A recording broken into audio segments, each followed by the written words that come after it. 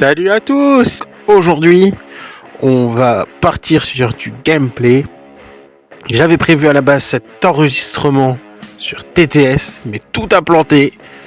Gigabug, donc j'ai dû décaler la vidéo d'une semaine. Et on va donc aller sur une vraie table de jeu. La table de Super Papa. Enfin, la demi-table, plus précisément. Mais ça sera suffisant pour faire une petite démonstration. Donc on commence sans plus tarder par les formations de bataille.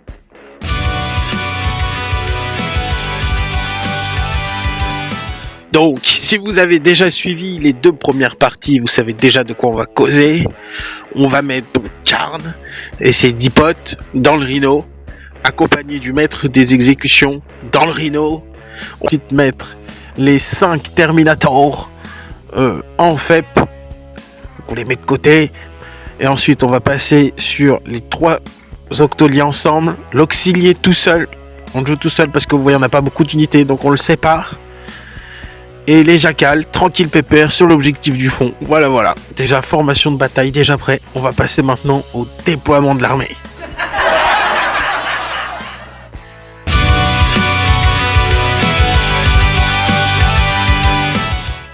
Donc pour le déploiement, on est parti sur un petit hub de guerre. Donc un déploiement qui va mettre en avant la capacité de projection de nos amis les World Eaters. Donc sur ma demi-table, on va commencer par déployer donc sur cette partie, puis ensuite au fur et à mesure que j'avancerai les unités sur la table, on changera de point de vue, vous verrez. Et donc on est parti. La première unité sera le Rhino, parce que tout simplement ça, parce qu'il va commencer à accentuer la pression sur l'adversaire. Vous allez le placer en plein milieu, donc avec une grosse capacité de projection du Rhino ainsi que berserk de corne à l'intérieur. Et très important, vous ne placez pas vos unités scout en première. Faites pas cette erreur, parce qu'en face, s'il a de l'infiltration, il peut vous les bloquer. Et se faire bloquer en World Eaters, ça tue la game. Donc il faut commencer par le Rhino, comme ça on met la pression, on le met au milieu. Et ensuite on passe à la deuxième unité qu'on déploie, ce sera les Jackals. Comme ça pareil, on donne pas trop d'infos. Eux ils vont aller sur l'objectif et qui vont pouvoir sticker dès le début de partie. Pas trop d'infos à donner. C'est parfait. Nous plaçons ensuite l'auxilier intelligemment à 6 pouces. Nous ne faisons pas l'erreur bien évidemment de le placer trop près de la ligne, car le but c'est qu'il intervienne en milieu fin de partie et qu'il ne se fasse pas attraper dès le début de partie. Nous plaçons ensuite les Octoliers également à 6 pouces pour que vous puissiez faire une intervention héroïque avec votre auxilier. Puis nous ne les oublions pas, nous plaçons nos amis les Chaos Spawn sur le flanc faible. Alors vous avez le choix, vous pouvez aussi les placer du côté flanc fort, puisque vous pourrez essayer d'aller bloquer un véhicule, quelque chose qui va vous embêter pour étouffer le jeu adverse.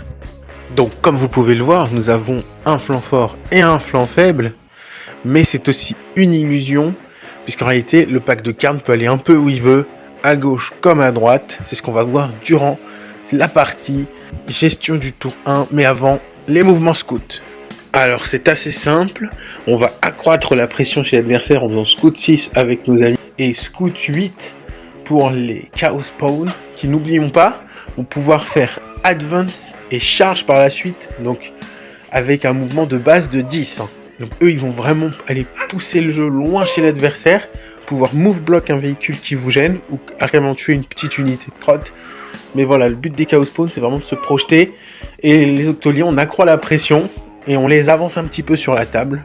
Et donc commencer le travail de trade dès ce début de partie en proposant à l'adversaire plusieurs choix. Là tu vas me gérer mes Chaos Spawn qui vont chez toi, et tu dois me gérer aussi mes Octoliers qui vont menacer tes petites unités de scoring que tu aurais placées en infiltration. Donc voilà, déjà vous commencez la partie en mettant vraiment une bonne petite pression à l'adversaire, et on est parti pour le tour 1.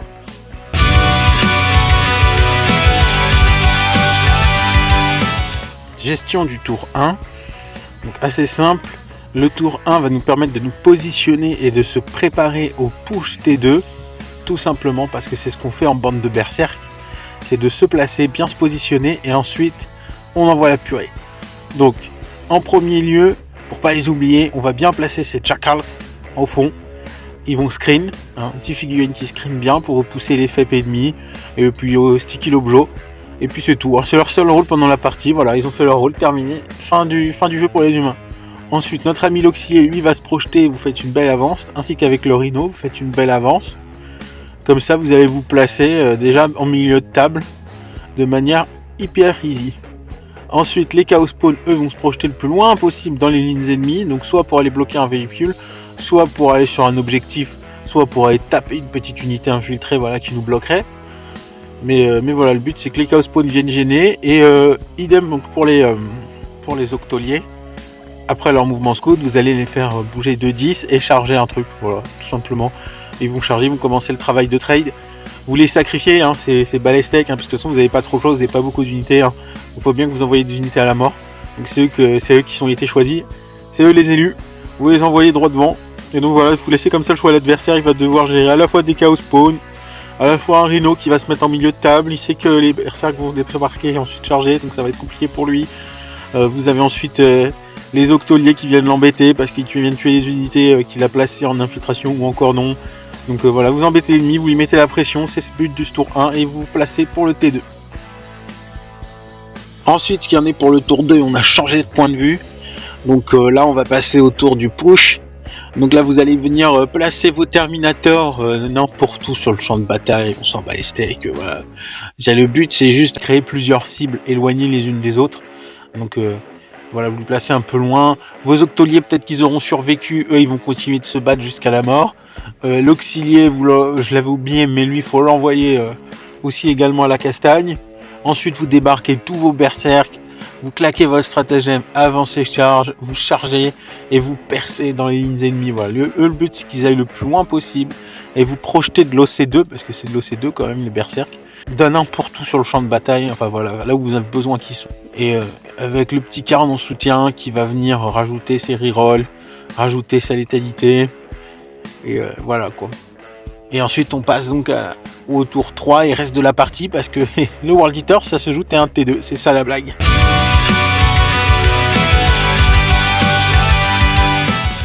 Bon bah pour la fin de partie, hein, je vais vous montrer à peu près ce qui meurt. Voilà, donc les octoliens en général on leur a dit RIP. L'auxilier il est sans doute mort également. Vous avez perdu plus de la moitié de votre pack de Karn. Ensuite après les Chaos Spawn sont morts également. Les Terminators, il y en a 3 de morts en général, voilà, parce que eux ils tankent avec leur 4+1 vue, ça tank mieux que des octoliers. Hein. Donc voilà. Et ensuite il va vous rester le Rhino, le maître des exécutions, et c'est avec ça que vous allez finir la partie. Hein. Le rip-up de Karn, le maître des exécutions qui vient achever le travail. Vous avez ensuite donc Karn qui rip-up, voilà, vous allez pouvoir leur faire tataner quelque chose. Et vous survivez jusqu'à la fin, mais en général il va pas rester grand chose de l'ennemi en face quoi. Quand vous aurez fait le petit push que je vous ai expliqué, à tester, vous verrez, ça fonctionne bien. Ça fonctionne très très bien. Voilà. Conclusion de cette vidéo. J'espère qu'elles vous ont plu. J'ai fait les 3 parties. Partie 1, donc présentation de l'armée, règle du détachement, bande de berserk. Partie 2, la liste d'armée. Et partie 3, donc le gameplay qui vous a été montré ici. J'espère que ça vous a plu. J'en referai d'autres. J'ai d'autres listes World Eaters parce que c'est ça qui est bien. Le codex c'est assez riche. On peut jouer plusieurs types d'armées. Donc j'en referai sans doute d'autres. Et voilà, on se voit dit donc à la prochaine. Merci d'avoir regardé. Et à plus les copains. Ciao.